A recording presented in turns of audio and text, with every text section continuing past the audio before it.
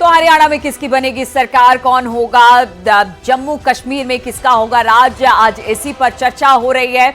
और अभी जो सीटों के हालात है उसमें अगर हरियाणा की बात की जाए तो बीजेपी यहां पर लीड करती दिखाई दे रही है, बहुमत का आंकड़ा उसने पार कर लिया है। वहीं यहां पर कांग्रेस की बात की जाए 35 सीटों पर आगे है। जम्मू कश्मीर में भी कांग्रेस और नेशनल कॉन्फ्रेंस इस वक्त आगे चल रही है। बीजेपी इस वक्त 25 सीटों पर है, जो कि अभी आगे चल रही है। हालांकि अभी तक एक भी सीट पर फैसला नहीं आया है कौन यहां से हारा है, कौन जीता है, लेकिन कुछ सीटें ऐसी हैं जिसके बारे में हम आपको बता दें। अंबाला कैंट से अनिल विज पीछे चल रहे हैं। अनिल विज 717 वोटों से पीछे हो गए। ये बड़ी खबर इस वक्त हम आपको बता रहे हैं। अंबाला कैंट से अनिल विज पीछे चल रहे हैं। अनिल विज 717 वोटों से पीछे। अंबाला कैंट से निर्दलीय उम्मीदवार इस वक्त आगे चल रहे हैं। देखिए, अभी कुछ देर पहले टीवी स्क्रीन को निहारते अनिल विज दिखाई दे रहे थे और अब ये खबर आई है, हालांकि बहुत कम मार्जिन है, सिर्फ 717 वोटों से ये पीछे चल रहे हैं। अभी तो बहुत राउंड की गिनती बाकी है, लेकिन इस वक्त बड़ी खबर आ रही है अंबाला से, जहां पर अनिल विज पीछे चल रहे हैं। अनिल विज 717 वोटों से इस वक्त जो निर्दलीय उम्मीदवार है उससे पीछे बताए जा रहे हैं।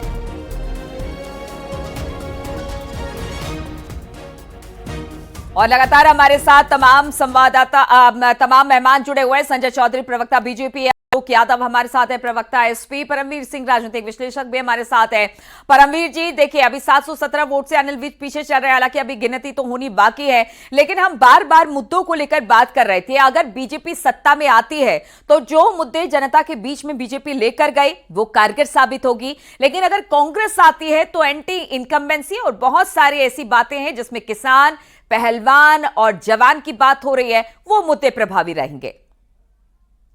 देखिए, बार बार एक शब्द आता है एंटी इनकम्बेंसी। एंटी इनकम्बेंसी ज्यादा करके कमोबेश देखा जाता है वो कैंडिडेट के खिलाफ होती है, पार्टी के खिलाफ तब बनती है जब कोई बहुत बड़ा चेंज पार्टी ने ऐसा कोई काम किया होता है जिससे आपकी छवि खराब हो। ऐसा देखिए, पिछले 15 सालों में ऐसा कोई काम नहीं हुआ है कि जिससे कभी लगातार किसान आंदोलन जब चल रहा था तब लगा था, लेकिन वो बिल वापस लिए गए, उसके बाद भी हरियाणा में चुनाव हुए थे।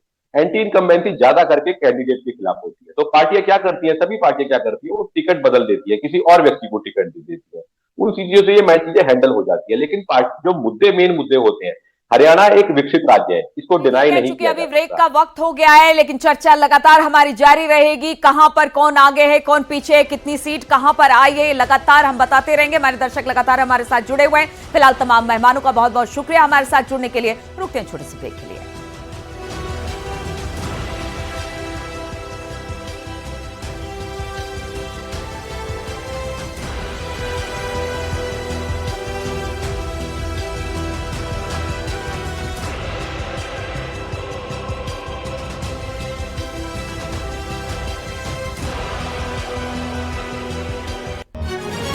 और इस वक्त एक ब्रेक पर जाने से पहले इस वक्त एक बड़ी खबर हम आपको बता दें। इस वक्त हरियाणा में कांटे की टक्कर दिखाई दे रही है। हरियाणा में कांटे की टक्कर है और जो सीटें 30 से ज्यादा सीटों पर कांटे की टक्कर बताई जा रही है, क्योंकि बहुत कम मार्जिन से कांग्रेस और बीजेपी यहां पर आगे पीछे चल रही है। तो 30 ऐसी निर्णायक सीटें हैं जिस पर कहा जा रहा है कि कांटे की टक्कर है और ये 30 सीटें कांग्रेस और बीजेपी का भविष्य हरियाणा में तय करेगी। कई सीटों पर वोटों का मार्जिन सिर्फ 1000 है।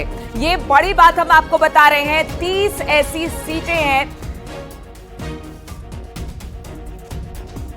आपको बता दें कि विनेश फोगाट इस वक्त सिर्फ 38 वोटों से आगे अपने प्रतिद्वंदी से चल रही है। तो बड़ी खबर है, हरियाणा में कई ऐसी सीट है, करीब 30 ऐसी सीट बताई जा रही है जहां पर कांटे की टक्कर है। कई सीटों पर वोट का अंतर सिर्फ 1000 है, यानी कि 1000 से आगे पीछे है। अब ये 30 सीटें कितनी निर्णायक होगी, ये देखने वाली बात होगी कि ये 30 सीटें किसके खाते में जाती है।